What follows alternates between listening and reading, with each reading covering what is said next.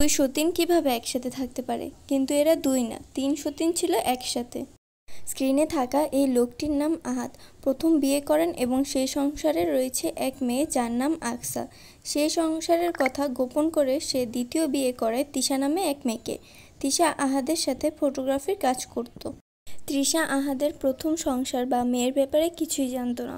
একসময় সব জানলেও সে সব মেনে নিয়ে আহাদের সাথে সংসার শুরু করে।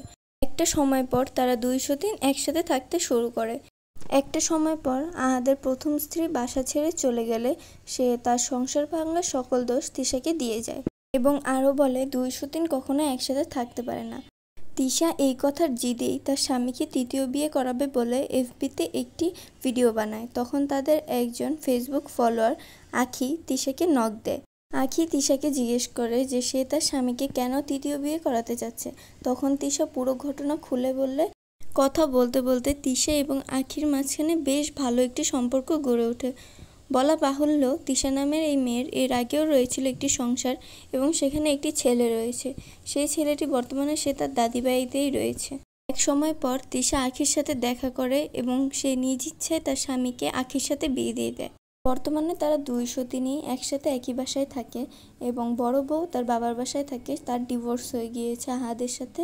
কিছুদিন আগে আহাদের দ্বিতীয় এবং তৃতীয় স্ত্রী একই সাথে প্রেগনেন্ট ছিলেন এবং এদের মধ্যে তার দ্বিতীয় বউয়ের একটি মেয়ে সন্তান হয়েছে।